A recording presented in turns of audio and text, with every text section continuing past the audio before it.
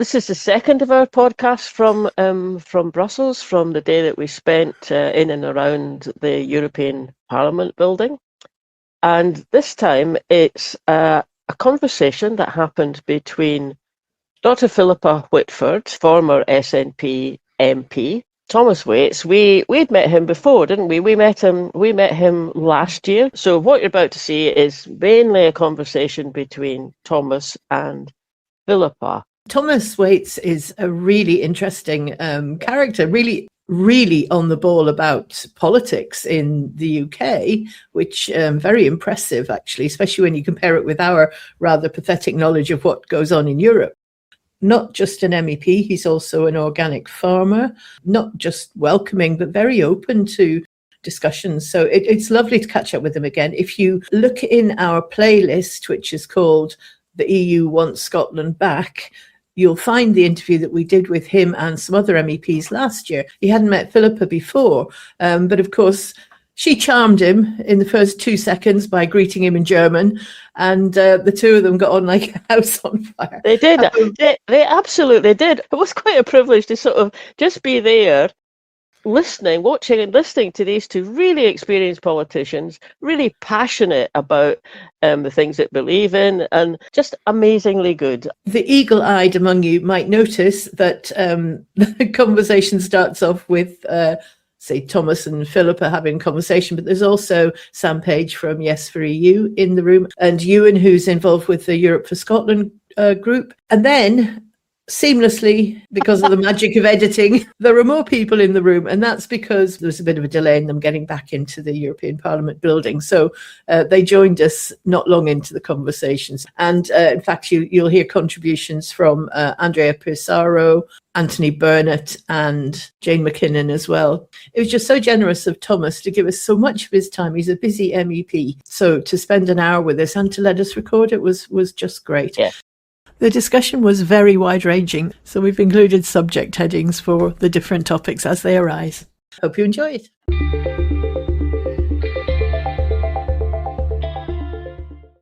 I mean, the most lead sectors in the UK was farming and fishing. Yeah.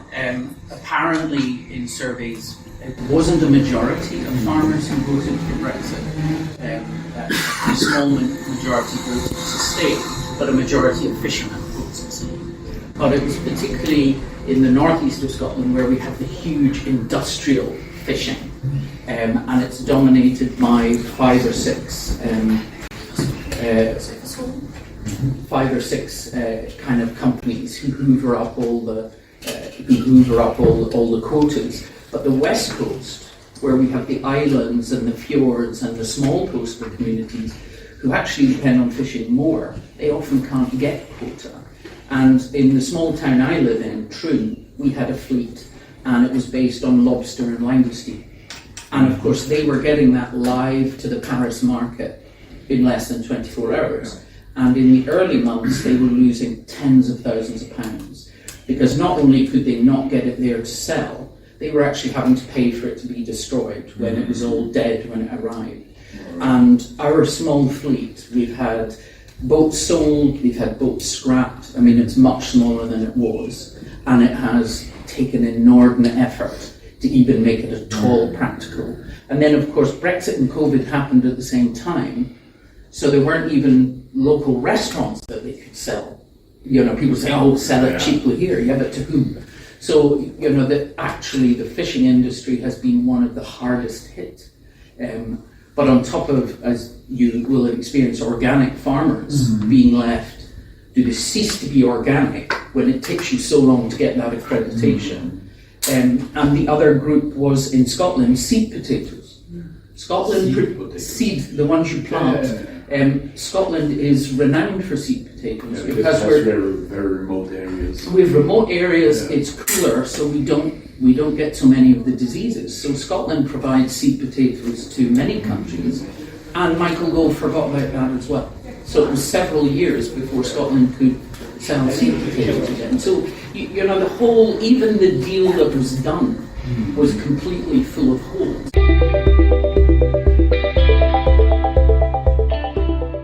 The problem, even beyond the kind of economic, for us has been social.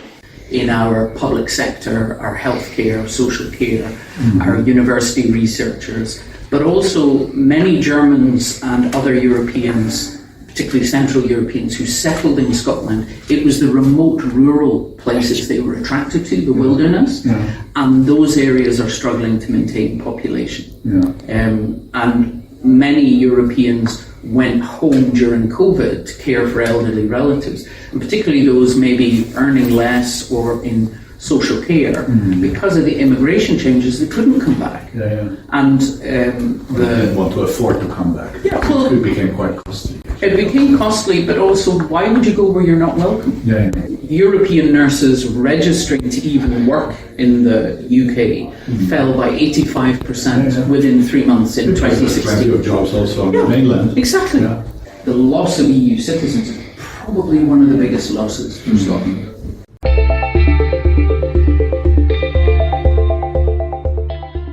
Do you see a certain chance that through the pressure of Scotland, but also Northern Ireland, through maybe the European Union showing some willingness to debate that question, that might actually lead to UK as such trying to rejoin? Because, you know, if you make the math and you say, well, either we change direction and we admit that this was a mistake and we're correcting this altogether, or our United Kingdom might be disunited and we're going to lose Scots and Northern Irish, or maybe even the Welsh, and they might rejoin and we then as England stay alone here. Do you think could be such a momentum? I think at the moment the recognition that in actual fact the UK is disuniting anyway, because EU or not EU, Northern Ireland, it's clear from recent polls, even the loyalist community, the pro-UK community, the younger people want a united Ireland. I mean, it was 69%. I mean, being from Belfast, I couldn't believe that there was that change. Belfast, I'm from Belfast. So the whole issues of Northern Ireland have been very acute for me. So that's a big change. The majority of people in polls in Scotland, 12 out of 19 polls, show a majority for independence. So those movements are happening anyway. So I don't know that we can say, oh, well, if the UK rejoins the EU, there'll be no independence movement. The independence referendum was before Brexit. Yeah, I know. But what I think is, at the moment, I'm not quite sure whether politicians in England are ready to say, it's been a mess, rejoin. What they're saying is it's a mess, let's try and patch up these little things. I'm not sure Andy Burnham will be very different from Keir Starmer on that. But what I think is, if you see in the coming years an independent Scotland in the EU, Ireland reunited, and therefore the North in the EU, what will become more obvious to England is what they've lost, because people will be looking over the border and going, how come they've got that and that and that? And then I think you will get a change. But I think we have to get through, I think England has to get through the next general election and make sure Farage does not get power and the consensus in England build higher.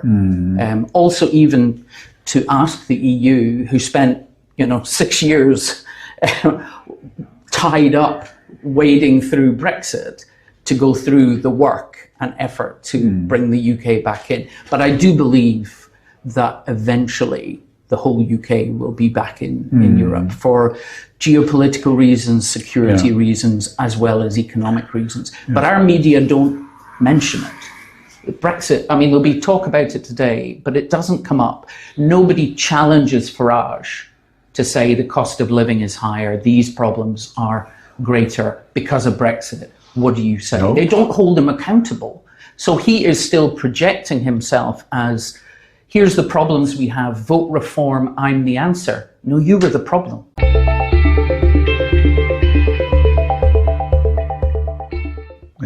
And so we need to see reform going back down. None of the four parties that are somehow relevant are having a clear position on this and communicating clearly on this? No, they're not communicating clearly on it. I mean, okay, Labour and the Tories, but then you have Lib Dems, you have the Greens, which are performing quite well. Are they not outspoken on that? Well, the Greens are. I mean, Zach Polanski has really been an injection of energy to the Greens in England, and that has also helped the Greens in Scotland, which is a separate party. I know. But he's a great performer, and he's very outspoken. The Lib Dems are beginning to speak a bit more, but I mean, Ed Davey after Brexit was going, oh, well, you know, we voted for Brexit, we have to accept it. Whereas in the SNP, we never accepted it.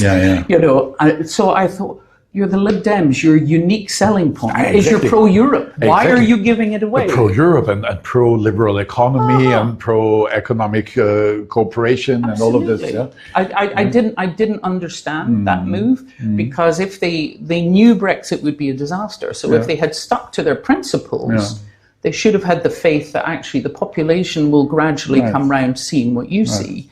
But they are now talking about it. But obviously they're third party. They're kind of a smaller party within Westminster. But I mean, Labour is, you know, trying not to upset Brexit supporters, trying because to they have both sides in reform. there. But also, I mean, we'll see what it's like under Andy Burnham. I'm not sure how different it'll be, to be honest. But Labour are triangulating around reform, being more anti-immigration, being more right-wing, being more economically conservative, using austerity, all of these kind of things that was the Conservatives' approach. So, you know, the change that was promised hasn't really come. But we'll see. I mean, Andy Burnham, if he becomes the new Prime Minister, he has a chance to say, okay, this is now my direction.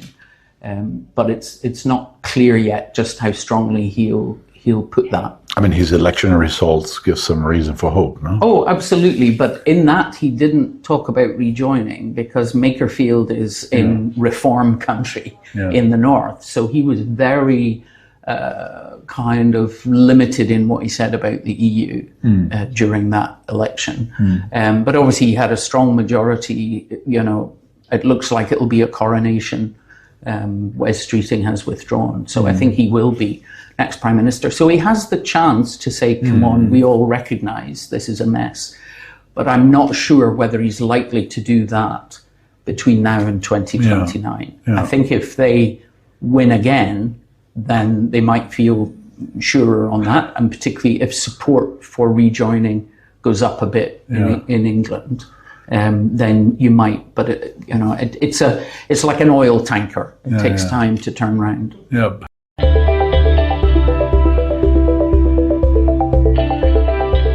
And in Scotland, I mean, I've read that there's a new initiative once again to get the permission from Westminster to hold another referendum. Well, there was a vote in Parliament. The first vote in Parliament after this election was on having another referendum, and that was supported by the majority because we have a majority of independents supporting MSPs. But the Westminster said no within 15 minutes. I mean, it's so totally disrespectful, people in Scotland, that they want to vote for independence and with a view to returning to the EU. So that's where all my energy goes. Whereas there are people who are working, do you do it this way? Do you have a de facto election? Do you have a referendum? Do you get a Section 30? Blah, blah, blah. If you're sitting there with a clear majority, as now Northern Ireland is on reunification, that is going to become harder and harder to ignore.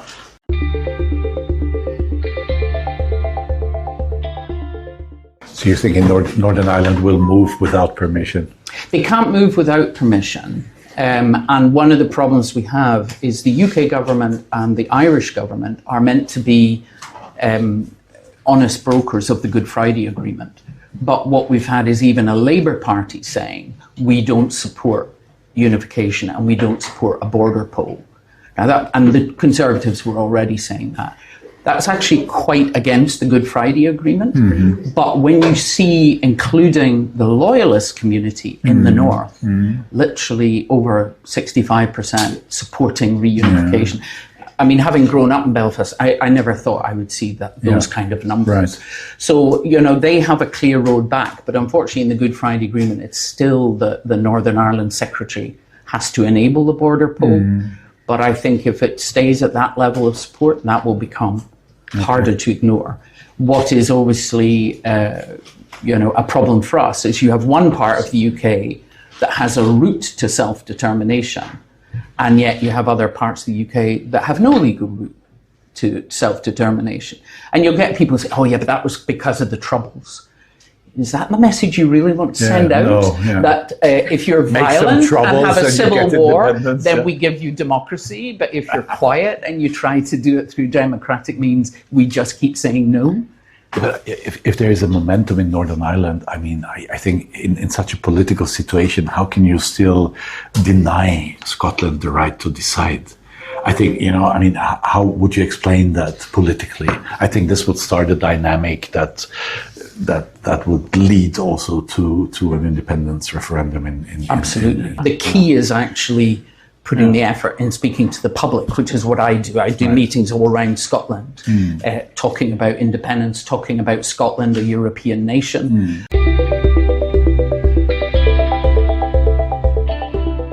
The reasons to come back are obvious, but actually also Scotland brings advantages to the table. We're not Greece, despite what people tried to make out. We're not poor, and we bring things that are quite important to Europe, obviously around green energy, green hydrogen, etc. But also our geopolitical position in the sort of Greenland-Norway gap. At the moment, there is very little observation of the Arctic and high north from the UK defences, but with Scotland's space industry, and I mean, Glasgow makes more satellites than anywhere outside California, and it's all Earth observation.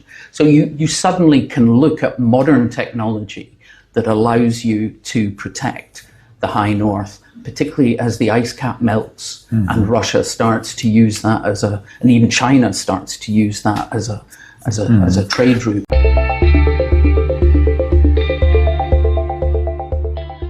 Is the fact that Iceland is reconsidering and holding a referendum this summer, is this bringing dynamics to this discussion? I think so. I think also the EU, I mean, even Barnier is saying, well, maybe not the rebate, but things like, being outside Schengen because of the common travel area, and yes, technically signing up for the euro, but not having to rush into it. These things would be available to the UK. It's as if the EU, in trying to accept Ukraine, Moldova, but also Iceland, there's a different willingness inside the EU in the current geopolitical crisis of Trump on one side and Putin on the other, that I think the EU recognise the EU is stronger by allowing people to come together. So I think actually Iceland does contribute to that. Yeah, because I mean, if you don't understand that we need to stand together in these times, then I think you're not a skilled politician anyhow. It's just a matter of fact. We can debate what forms of cooperation, we can debate what legal formats we find, but there's a common sense in the moment, and that interesting for me also that includes also rather right-wing parties. I would not say the extreme right, because they're not ticking along pragmatic reasoning anyhow, but like Meloni, as an example, or Polish Peace Party, both not parties I very much like or like their political program, but they have understood that this is not a question of left and right. This is a question of whether we stand in this world or we do not, or we lose. We lose our position, or we lose our economic grip. We lose our ability to co-decide where this planet goes to. Well, as you said, the disaster of Brexit has been a warning. Fantastic learning. Thank you for this. to other countries. And I remember being on a visit to Berlin in September 2016, and in the group, there was only one pro-leave in the MP delegation, but they were going, well, if you would only get rid of freedom of movement, then the UK could stay. And we were in the Auswärtige Gesamt, the Foreign Office, and I said, do you realise where we are? We're in East Berlin. Do you Are you aware of Merkel's story? Yeah. You know, freedom of movement, people in Eastern Europe, is one of the most prized possessions. Absolutely. And you're talking negatively about it.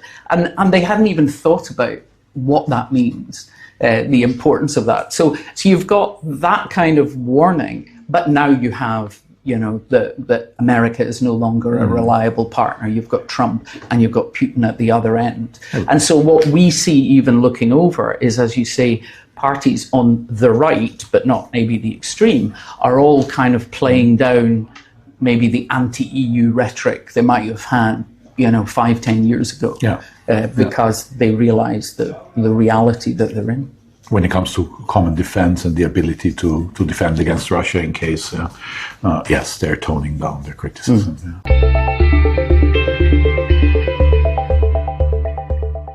How do you see the role of European Union in all of this?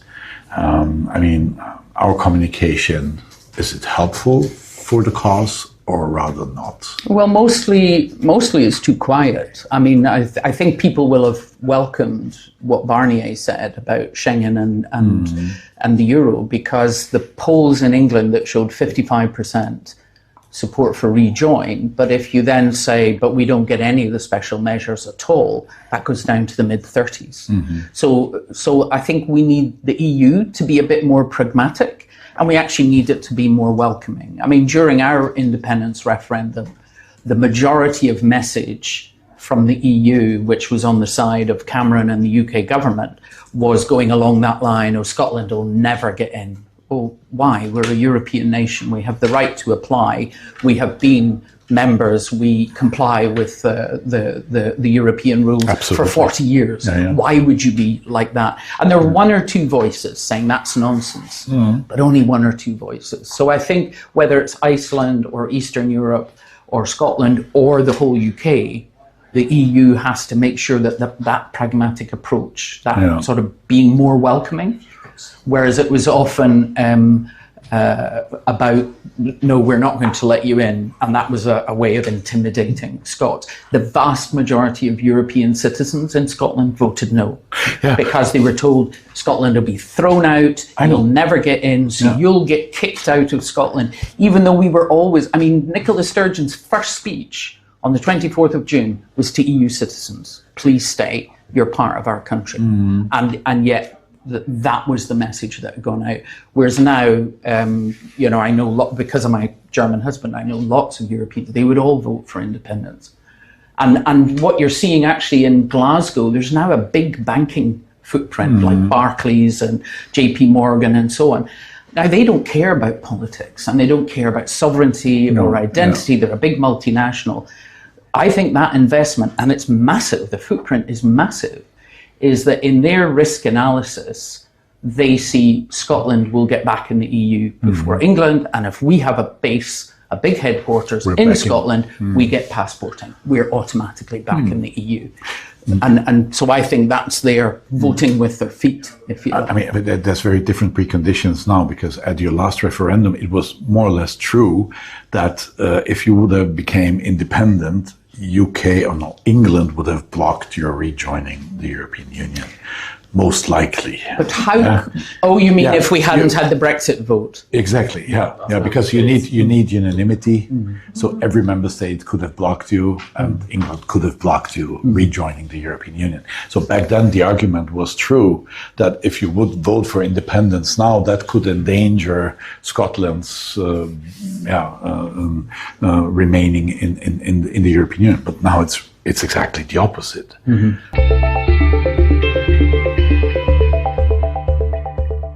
This is a very good point, that the nature of Scottish independence now is to lead the archipelago of independent countries together back into the EU, rather than it being against England.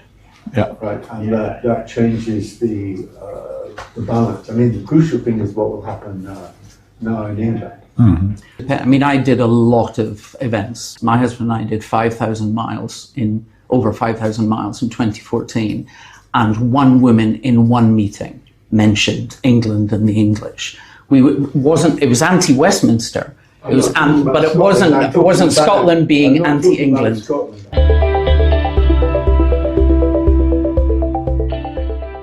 I'm talking about what will be happening now In the EU. In England with a new Prime Minister. What are you expecting? Well, it's very interesting. I was in Makerfield for the by-election and supported trying to stop the fascists. And this is there is a far right. They were very well mobilised. And on the streets, I didn't expect the vote to be so positive. The area we were canvassing in Remain areas. I mean, in the sort of Farage, and what was striking was that people were talking. When I went, people were saying this is an old mining community. So I was expecting decline, but in fact, it's 97% white, which is very exceptional in England. And there were owner-occupied houses, so it was old modern council estates which have been privatised. 2 cars for each house, and reform banners everywhere. And I met some Restore are for basically they're almost Nazi, therefore expelling 3 to 5 million people. But their vote went up very slightly. I mean, they're still 1/3 of the population. And what was striking about Andy Burnham's campaign was it was entirely about him. There was no mention of the Labour Party on the leaflets. So it was vote Andy at 10 p.m. Right? And it was Andy for hope. That was it. Right? And I saw one banner saying vote Labour, and it was you were a bit shocked. So, but this means that the Labour got 73% in 1997. It was a massive Labour constituency. So there's quite a traumatic loss of confidence thanks to Starmer and to Brexit, to the Labour government. And what Bowden is doing, there are 2 things. One, he wants very strong regional devolution in England, and because of the Manchester experience, that is quite powerful, and it's a new argument. It's not Labour was always a party, I think, of centralisation. But he's not yet come round to the English. There's still a deep resistance to an English Parliament and to an English voice. And while there isn't an English Parliament, the right, they have a 2 things. They fly both the Cross of St. George, the English flag, and the Union Jack. And if they fly the Union Jack as well, the English flag becomes white. Represent, the Union Jack is everybody, and the England is ours, is white. But if there's an English Parliament, if we can move towards an English democracy, it will cease to be racially defined. And this argument is beginning, for the first time, to gain traction. So I think that, and it's clearly associated with becoming a European country. And your point is a very important one about America, because in his acceptance speech at 3 o'clock in the morning on Friday, Burnham said, we want a politics of unity, unlike the politics of the United States. And usually English politicians look to American democracy as somehow a model for us, part of it. And so right at that moment, to bring down, to see that we do not wish to be like America, implies a different politics. So there is a deeper momentum. I don't want to exaggerate, but there is a deeper momentum of becoming a European country, which I think people can feel. And this is, I think, different from let's reverse Brexit, which is a sentimental attempt to go back to how it was, which is not available. even with what Barnier said, you can get the special conditions, but still psychologically, a lot of that is about trying to get back to the past. But there's a new sense of Europe is our home. And I think up till now, all the arguments, especially the official arguments for joining, for being part of the EU on the part of the English, were transactional. So when Cameron made his speech saying there would be a referendum, he said, I don't feel European, I'm not really European, but we must make money, it's important for us to be part of the European Union. So there was, That's not exactly how you convince people. You could see that was loose. The passion was drained away.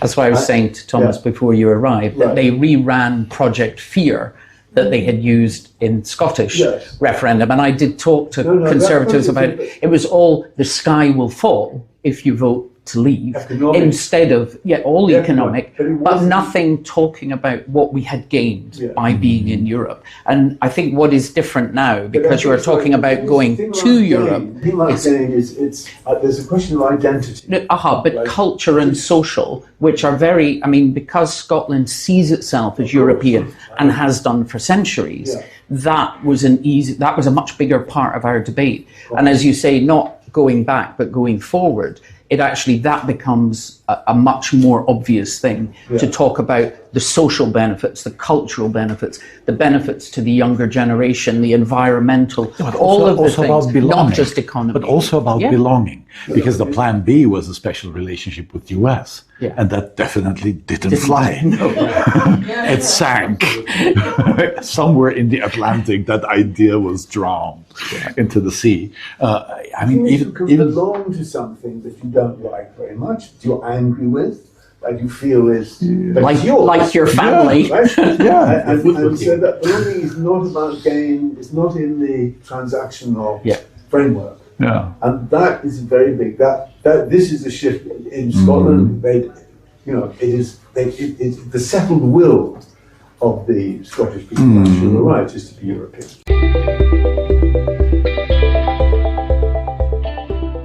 And let's not forget Wales. And that was the big news of this year. That's the big change. Labour for a century in a continuous fashion. It's the longest continuous administrative polity in the world. And this time they voted the Plaid Cymru. And it was interesting that in this series of anti-fascist votes across Britain, Wales came first in a by-election in which Plaid Cymru defeated the Farage, when still Farage was a little more popular than it is now, because Restore, the split was still early stages. And so I think Anthony is right when he says we are moving forward to a new psychological condition across the UK nations, in which people see new vehicle for expressing their identity in an emancipatory way. And despite us being Europe for Scotland, we are also very much Europe for Wales, Europe for England, Europe for affirming these nationhoods that are old but also modern, and they can be good, particularly, and in this case I speak as a European. The next chapter, what we need to be doing and getting right together is the enlargement. And how do we do the enlargement? And we need to be inclusive. And if you talk about what kind of voices we want to hear from the EU, we need to see welcome signs, colorful welcome signs that show that the Europeans are getting together at this moment in the world to do something which is democratic, principled, and open. And therefore, looking eastwards, absolutely, Ukraine welcome, Albania welcome, Balkans welcome, British nations welcome, this kind of approach. And you don't see enough of that? No, on the British side, no. I see a lot of UK welcome, which is okay, but also add something about the fact that you see that there are all the peoples of the UK, the nations of the UK, express this sentiment.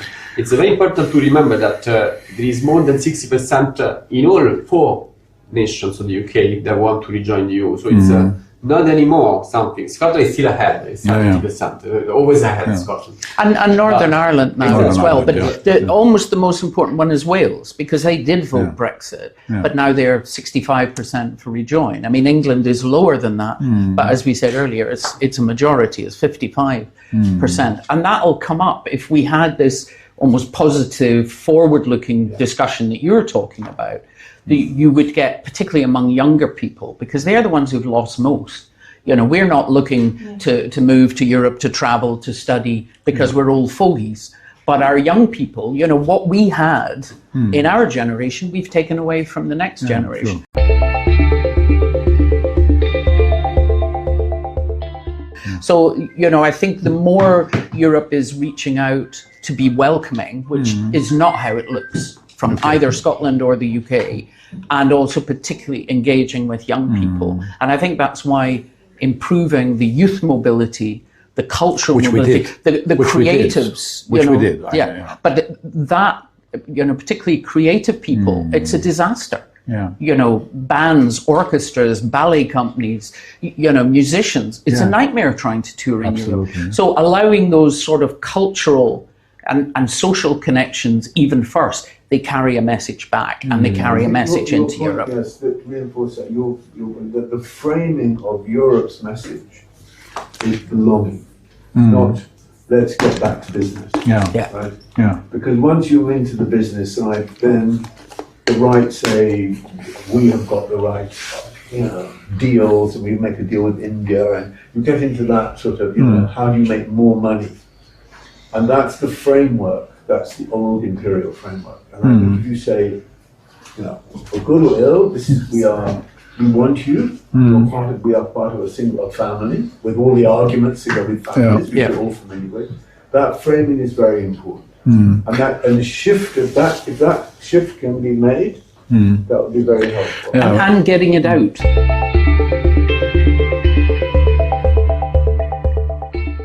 You have to get through the wall of the British media.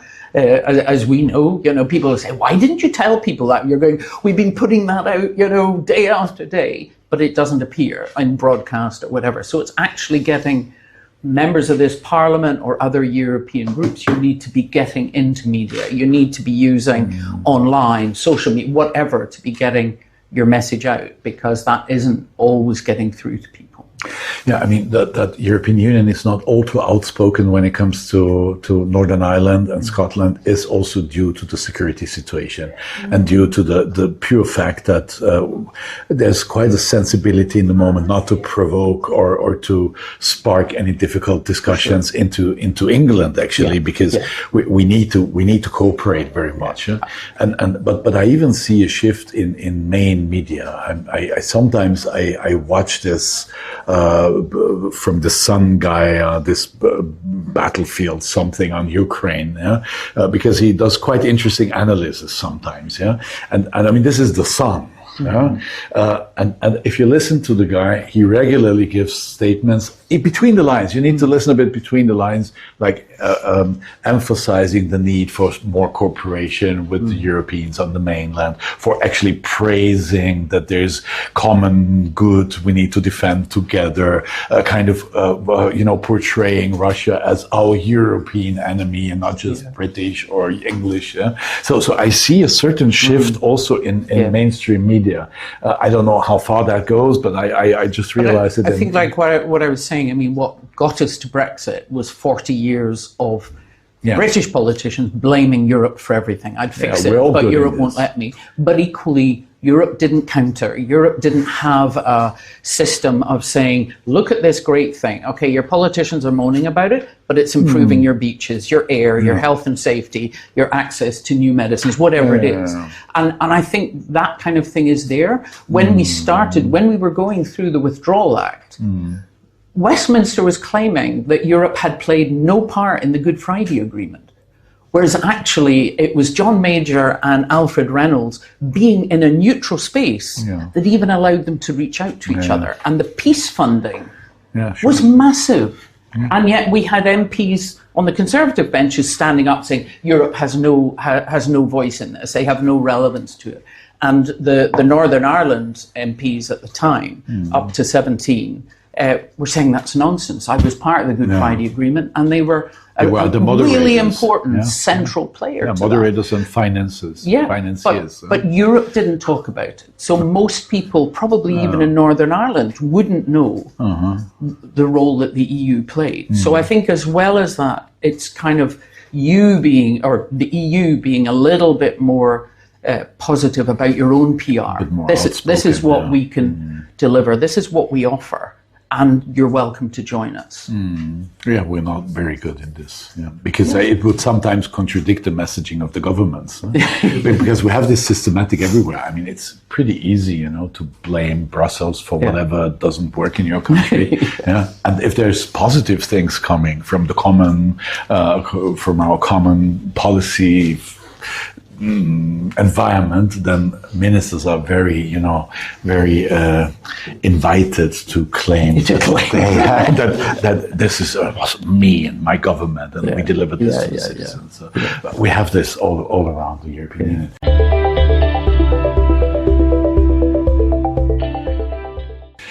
Canada, is this playing a role for you? You know that Canada has, two things they did. First, they were just theoretically asking the Commission whether it would somehow be imaginable that Canada joins the European Union. But this was just for a few days. But then the actual talks are going in the direction of including Canada into the European markets. Into the common market. Right, okay.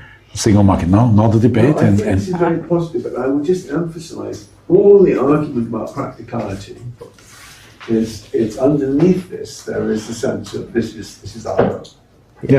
Which is different from you will benefit, look at what is happening with our beaches, all that. I agree with all that, but the point is that it's that shift is what we need to get across in England. But I'm on the same page. But I think Canada would undermine that. Would undermine it. Yes, because you can't say in England, Scotland, Wales, Canada is our home. It then goes back to being the EU is just a gigantic trade agreement. No, I don't think whereas Greenland coming in I don't think would be. I also have a different perception because what is... We are a European nation, and it's Europe. If we talk about identity and belonging, what is the alternative for UK to Europe? It's the Commonwealth. It's the past. It's the it's where the Queen or the King is still king.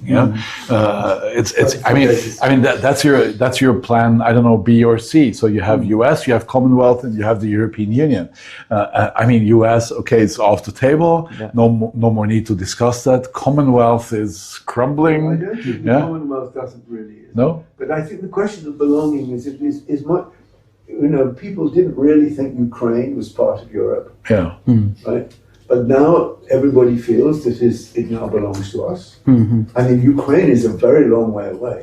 For you people, yes. Ukraine for me, no. Is further away from England psychologically, than Canada. Right? Exactly. And I suppose, but it's the sense that this is our home, and the sense that we would, there's something European about Canada. Represents a cultural alternative to American politics. And this is not transactional. I'm for all the transactional arguments, obviously, and for all freedom of movement and beaches and regulation and that. But there is something additional that if we must shift the argument away from simply an argument about I suppose with Canada being so dominated by French, Scots and Irish who cling to their culture and learn Irish dancing and bagpipes to a greater extent than we do, you could make very much the cultural argument that Canada sees itself as, if you like, the new Europe, the Nova Scotia, etc., which America doesn't feel, even though it has massive European.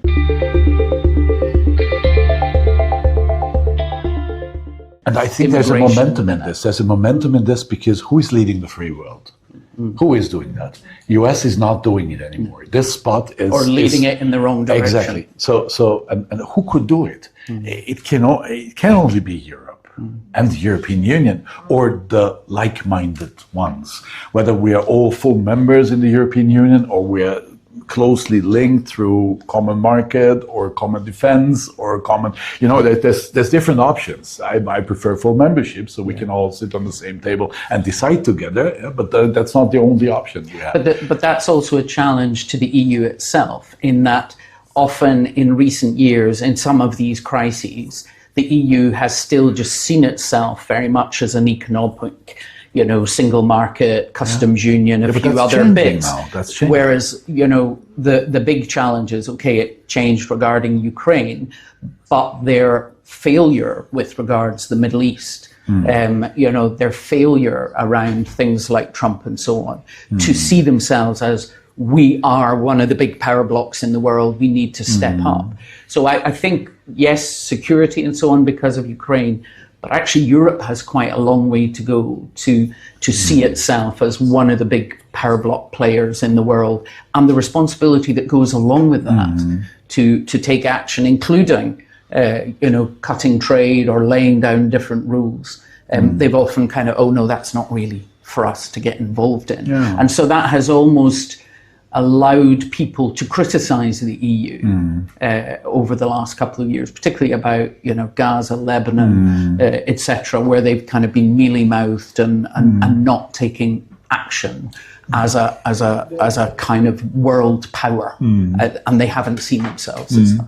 I think this is a very good point, because I think if you look at the security situation we are in, and I completely agree that security is very important in this moment, a security threat that is obvious to everyone is the US administration. So the actions imperil our borders, imperil our trade, imperil our livelihood, what they did in Iran, what they are doing in Ukraine, which, they're not supporting it anymore.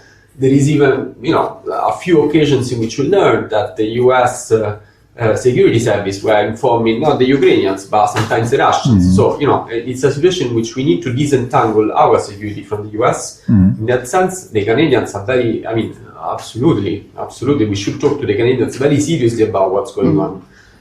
Because we cannot trust the US in this political direction to remain something we can share information with. And this is a crucial point. And on Scotland, just want to say, they got it right on all the foreign policy issue of this time, no? They stood by Ukraine, and they stood by the legality of what should happen, human rights in Palestine, in a way that unfortunately Westminster completely failed. And we need to say that. I think this is a very interesting question, because I don't myself, I'm not comfortable with the EU trying to become another power bloc. I think that it stands for regulation and international law, and it is attacked by the United States, by the Trump administration and by Putin, precisely because it stands for a regulated world. It stands for human rights. It stands for certain universal legal standards. But that's what I mean by leading the free world. Whereas the United States wants a gangster international, right? Exactly. So I think that's very important, but I don't think we want to become a gangster as well. I didn't mean that. So Me neither. Fine, but I think this is really... You see, I don't think the EU stood for international law. The Genocide Convention calls on you to prevent genocide. I take the point. So that's where they should have stepped up, is around international. I don't mean in the gangster sense. Not in the style of have to be a great power, but in the sense that if we are going to be true to European values, then of course we must oppose the genocide. The policy towards the Middle East has been very prevailing and two-edged. It's been pathetic. And that's pathetic. But that's what I mean. I didn't mean to be a new Trump. I don't see Ursula von der Leyen as a new Trump. But the EU itself, that's what I meant about a world power that stands up for human rights, and they have not stood up. Yeah, for democratic in the last values. 2.5 years, they have not stood up for human rights, and that's the failure. Used to be, we want to be a beacon. Yeah. Didn't always meet that. It was aspirational, but it wanted to be a beacon. So perhaps for Europe to project more forthrightly, more confidently, and with more conviction how it might project those values, its own values, and assume them more, not merely as replacing an American alternative, but really assuming a new articulation of what this new Europe might be. But then also taking action. The problem is lots of rhetoric and articulation when you don't follow through also looks bad. And that's been part of the problem. I mean, even in the 9 years I was active in Westminster, we were campaigning for recognition of Palestine, and we achieved recognition of Palestine last year. But it didn't mean anything. It was a fig leaf. Nothing came from it. So you have to actually decide, what does international law say? What is all the things that were laid down in 1948 after the disaster of the Second World War? You need to stand by that. So the most ironic bit in Starmer's speech was, I have stood by international law. Well, actually, right from the start, no, you didn't. So Europe needs to talk about that, but it needs to then follow through. And that's more what I meant, that it needs to be that beacon, as you say, for international law, for the rule of law, and also for human rights. But that has to be, as you were saying, Anthony, universal. And that's what it's not been at all. Even if you look at the framing in our... Being a beacon also means being welcoming. So the question of migration, I mean, in a governed way, but it also means being welcoming to the world. We're not that good. But also recognizing this in the moment. But also recognizing how many refugees are created by us, whether it's we sell weapons or we promote instability or we let our country be destroyed by climate change, and then we moan because people are seeking safety. So, you have to look at that bigger picture. And if you're looking at both America and Russia being completely untrustworthy, and China is waiting in the wings. They're the ones paying attention to the global south, not us. Exactly. Europe has a really big role to play, but it has to actually step up. I have to move on, colleagues. Yeah.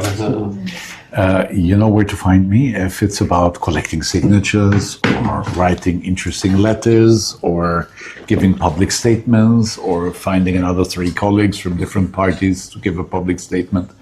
You know where my office is. I'm Can I give you my card? Yes, please. You know that I'm a supporter, and please approach me when I can be of help. Yeah. Thank you so much for your time. Keep up the motivation. Please keep up the motivation. Thank you. Lovely to meet you. So I hope you found that as fascinating a discussion as we did. If you haven't seen our first video from Brussels, it's on our YouTube channel. I'll put the link in the notes if you want to go and watch it. And that's the sort of the day and how it unfolded and what we got up to, hanging around coffee shops and things. Hanging around coffee, I bet. Hang on, I put a motion forward, to accept Scotland back into the EU. I mean, that was easy. It was passed unanimously. It was passed unanimously by 2-0.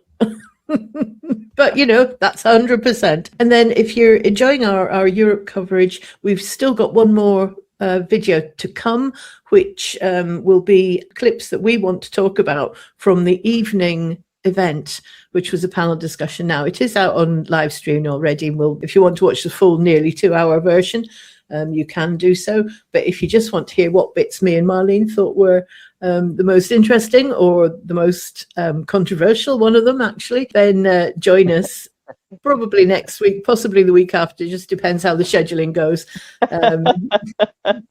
Bye for now. Bye for now.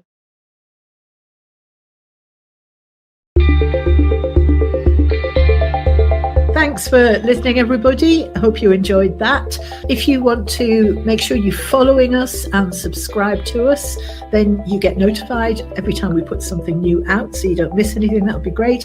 Also, you can click the little bell if you're watching on YouTube. And sign up for our mailing list. You can do that from the website. And we always send one out at the beginning of each month to tell you what's happening. Last but not least, you can buy us a coffee on coffee.com.